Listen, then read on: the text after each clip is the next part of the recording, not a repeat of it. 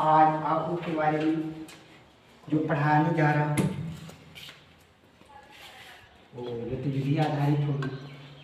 सबसे पहले मैं आप लोग से प्रश्न है कि कोण कितने प्रकार के होते हैं? कौन कौन बताएंगे? हाथ खड़ा करेंगे। कोण कितने प्रकार के होते हैं? चलिए बोलिए बोलिए। 3 प्रकार के कोण होता है तो बताइएगा। कौन बताएंगे कौन 3 प्रकार के होते हैं? आप लोग 9 क्लास में भी हैं और पढ़े भी होंगे, तीसरे क्लास में पढ़ना है। आप कौन कितने प्रकार के होते हैं? कोई नहीं बताएंगे?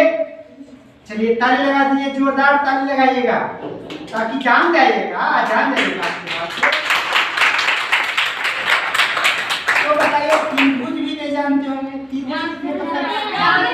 त्रिभुज कितने प्रकार के होते हैं? 3 प्रकार के।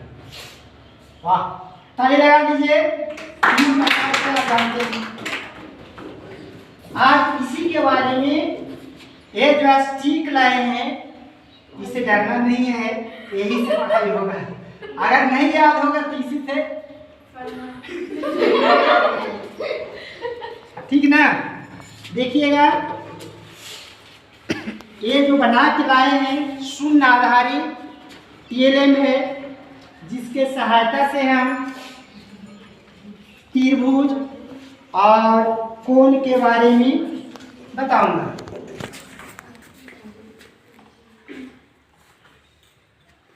अब हम समझते हैं, आप लोग जो 3 प्रकार के बताए थे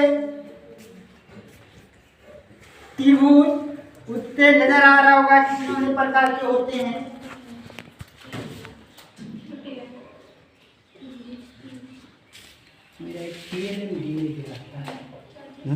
सर चलिए कोई बात नहीं।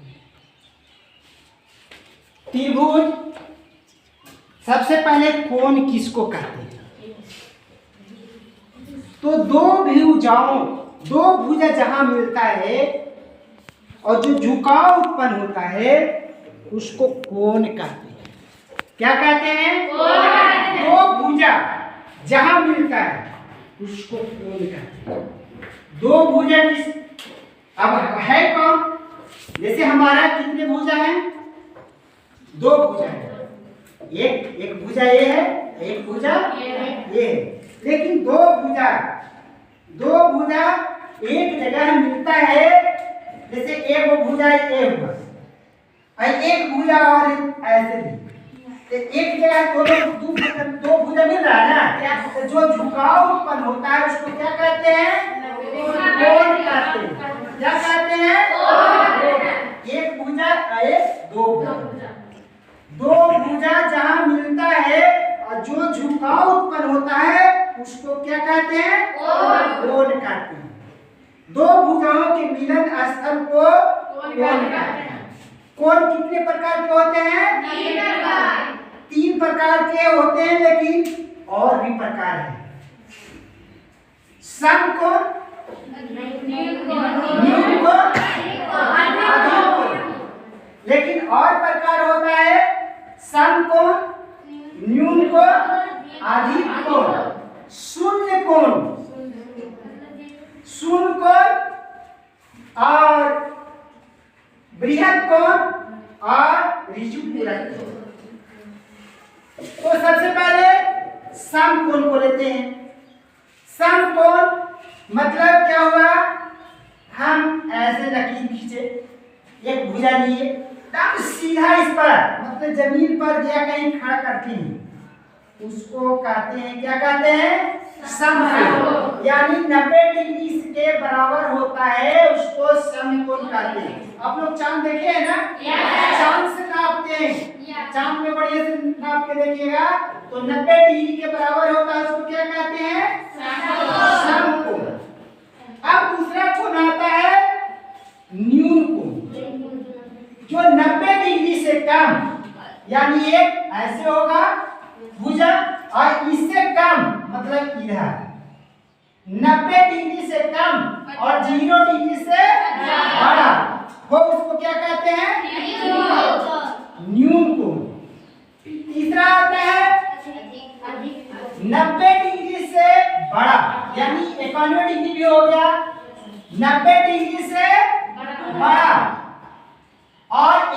180 डिग्री से छोटा, 90 डिग्री से बड़ा और 180 डिग्री से छोटा को क्या कहते हैं?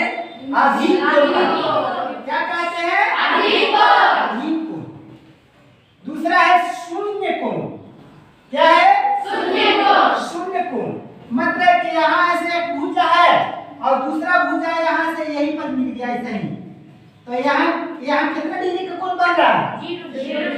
0 डिग्री का कोण बन रहा है, उसको कहते हैं शून्य कोण। जीरो अंग्रेजी में बोल रहे हैं कि हिंदी में बोल रहे हैं? जीरो हम बोल रहे हैं, अंग्रेजी में बोल रहे हैं कि हिंदी में बोल रहे हैं? अंग्रेजी में बोल रहे हैं, तो हिंदी में क्या बोलेंगे? तो शून्य कोण। शून्य कोण और संपूर्ण कोण। संपूर्ण कोण मतलब यहाँ एक भुजा यहाँ है, ठीक है, और यहाँ से दूसरा भुजा लिए से ऐसे होकर के घूम करके फिर यहाँ मिल गया, तो इसको कहते हैं संपूर्ण कोण। क्या कहते हैं? संपूर्ण कोण। क्या कहते हैं? और ऊपर जब बनेगा इससे क्या होगा? शून्य कोण। एक होता है बृहद कोण मतलब 90 डिग्री से 180 डिग्री से बड़ा और 360 डिग्री से छोटा। मतलब कि यहाँ से शून्य से शुरू हुआ से 180 डिग्री यहाँ से सीधा आएगा, जैसे 180 डिग्री है, 180 डिग्री से मान चलिए हम यहाँ आ जाएगा ना, तो यहाँ से अगर हम नापते हैं तो यहाँ से 180 से जरा सा भी पड़ जाएगा तो क्या होगा? बृहद कोण होगा। क्या होता है? बृहद कोण। 180 डिग्री से बड़ा और 360 डिग्री से छोटा, उसको क्या कहते हैं? बृहद कोण।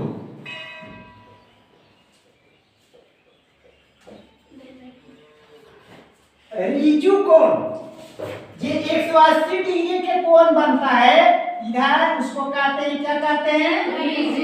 ऋजु कोण। तो कोई पूछे कि शून्य पर बिंदु पर कितना डिग्री का कोण बन रहा है, इस पर कितना डिग्री का कोण बन रहा है, तो इस पर 360 डिग्री का कोण बनता है। कितना डिग्री का कोण बनता है? 360 डिग्री। अब इसको हम नापने के लिए नहीं समझ में आ रहा है तो हम इसको ऐसे लकीर खींचते हैं। अब ये इधर कितना बन रहा है कोण? 90 डिग्री। इधर यहाँ कितना बन रहा है? 90 डिग्री। यहाँ कितना बन रहा है? यहाँ कितना बन रहा है? 90 डिग्री। अब जोड़ेंगे तो कितना हो जाएगा? 360 डिग्री। कितना हो गया? 360 डिग्री। तो कोई पूछे रेखा पर कितना डिग्री का कोण बनता है? रेखा पर 360 डिग्री बनेगा, 180 डिग्री।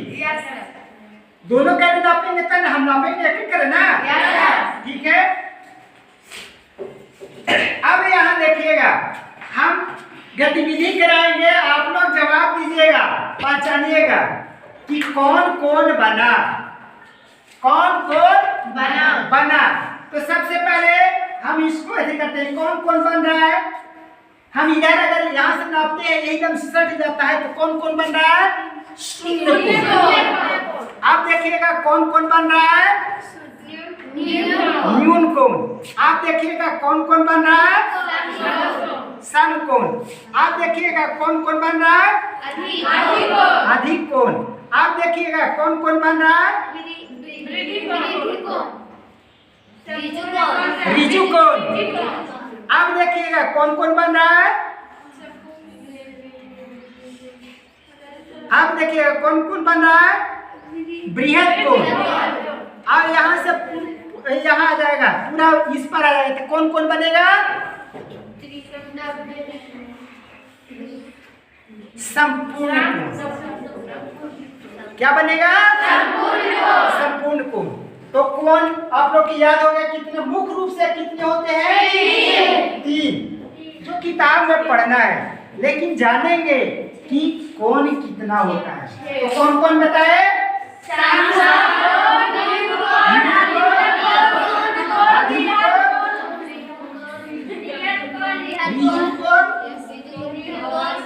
संपूरक कोण, शून्य कोण, बृहद कोण। ठीक है। दूसरा चीज पढ़ाएंगे, ये कोण के प्रकार तो जान गए। अब त्रिभुज आता है। क्या आता है? त्रिभुज। त्रिभुज तो सबसे पहले त्रिभुज किसे कहते हैं ये जानेंगे, तब न पता चलेगा त्रिभुज किसे कहते हैं। तो कोई बता सकते हैं कि त्रिभुज किसे कहते हैं? तीनों कोण का योग 90 डिग्री का हो। तो ये बताइए, 90 डिग्री ऐसा ही हो जाएगा, तो त्रिभुज हो गया।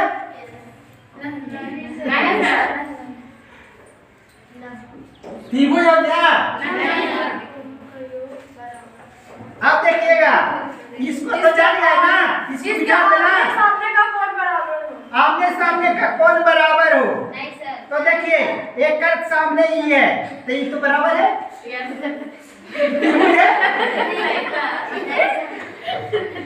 ये है, एक समांतर रेखा है, एक का सामने ही है, एक का सामने ही है, तो ये त्रिभुज है।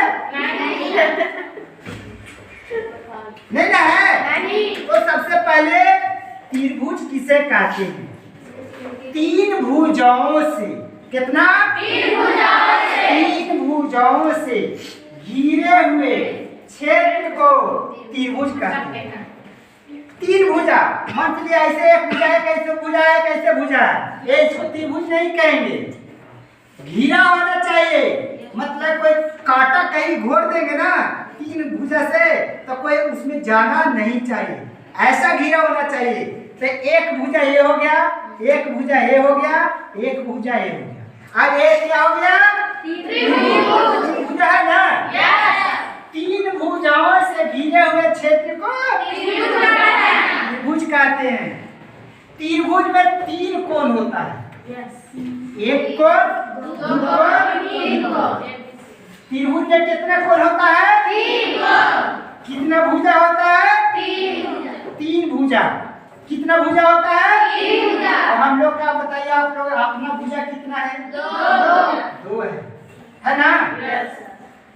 तो 3 भुजाओं से घिरे हुए क्षेत्र को त्रिभुज कहते हैं।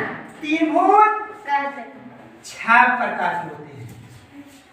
कितने प्रकार के होते हैं? 6 प्रकार के। 3 गो भुजा के अनुसार, 3 गो भुजा के अनुसार और 3 गो कोण के अनुसार, 3 गो कोण के अनुसार और 3 गो भुजा के अनुसार। आप समझिए, 3 गो भुज कोण के अनुसार सबसे पहले जानेंगे। तो सबसे पहले कोण में मान चलिए अब कोण है 90 समकोण। क्या है? हम यहाँ से यहाँ मिला दिए, ये बन जाएगा समकोण। इसको कुछ नहीं कहेंगे, समकोण त्रिभुज कहेंगे। जैसे वही ने किया है, मिल गया है, तो क्या हो गया? समकोण त्रिभुज। न्यून कोण है, न्यून कोण कैसे मिला दी? क्या बन गया? त्रिभुज। अधिक कोण है, अधिक कोण को एक भुजा और जोड़ दिए, कोण अधिक कोण त्रिभुज। ये क्लियर हो गया? 3 गो भुजा के अनुसार क्लियर हो गया? हो गया ना? सबके समझ में आ गया? चलिए ताली लगा दीजिए तो जरा। नहीं समझ में आएगा तो पूछिएगा जरूर, तुरंत बताएंगे। ठीक है। अब भुजा के अनुसार क्या है? भुजा के अनुसार कहता है समबाहु त्रिभुज। समबाहु मतलब क्या होगा? सम में क्या होता है? बराबर। और बाहु में क्या होता है? भुजा। जिस त्रिभुज में सभी भुजा बराबर हो उसको कहते हैं समबाहु त्रिभुज। मतलब जितना ही है उतना ही है, उतना ही है। तो ये क्या हो गया? समबाहु त्रिभुज। सभी भुजा बराबर है ना? है ना? दूसरा भुजा के अनुसार आता है, लिखा हुआ है समद्विबाहु त्रिभुज। सम माने क्या होता है? सम माने क्या होता है? दो भुजा होता है। सम माने बराबर, और द्वि माने दो, और बहु माने भुजा। जिस त्रिभुज में दो भुजा बराबर हो उसको कहते हैं समद्विबाहु। मतलब ए जितना भुजा है उतना भुजा है। ये कौन त्रिभुज बना? समद्विबाहु त्रिभुज। तीसरा आता है भुजा के अनुसार, वो क्या है? विषम बाहु त्रिभुज। विषम माने क्या होता है?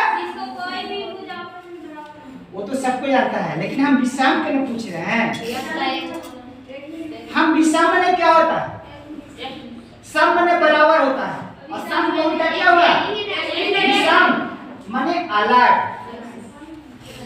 विषम माने अलग, और बहु माने भुजा। जिस त्रिभुज में कोई भुजा बराबर आपस में ना हो, मतलब एगो दिल्ली तो एगो पटना, एगो लंबाई चौड़ाई अलग अलग हो, लंबाई अलग हो। जैसे देखिए ये क्या हुआ?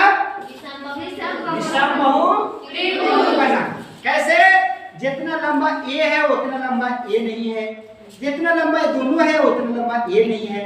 आपस में कोई मिल रहा है? नहीं। तो ये क्या है? तो सबसे पहले जानेंगे, बताएंगी कौन कितने प्रकार के होते हैं? मुख्यतः 3 प्रकार के होते हैं। कौन बहुत प्रकार के होते हैं? 7 प्रकार के होते हैं, लेकिन मुख्यतः 3 प्रकार के होते हैं। कौन कौन? हाँ हाँ, ताली लगा दीजिए। याद हो गया ना?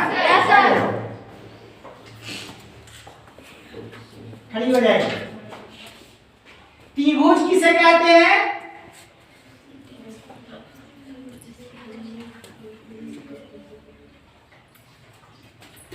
बताइए, त्रिभुज किसे कहते हैं? तीनों को कौन आपस में बराबर हो से त्रिभुज कहते हैं। कौन बताएगी? अपने मन से बोले, त्रिभुज किसे कहते हैं? बताएगी? चलो बताओ। 3 भुजाओं से घिरे क्षेत्र को वाह, बहुत अच्छा। 3 भुजा, कितना? 3 भुजा से घिरे हुए क्षेत्र को त्रिभुज कहते हैं। जैसे खेत में क्या करते हैं? काटा घोरते हैं ना, वैसा ही तीनों से एकदम बंद कर देना है, तो उसको क्या कहते हैं? त्रिभुज कहते हैं। बहुत अच्छा। त्रिभुज कितने प्रकार के होते हैं? 6 प्रकार के। कौन कौन? 3 कोण के अनुसार और 3 भुजा के अनुसार। ठीक है, आप लोग उतार लीजिएगा और याद कर लीजिएगा, ये बना लीजिएगा और कल याद कर लीजिएगा पूरी तरह से। किसी को समझ में आ गया सब ना? कोई ऐसा है कि समझ में नहीं आया हमको? सर सबके समझ में आ गया ना? आप लोग अपने अपनी कॉपी पर बना लीजिए।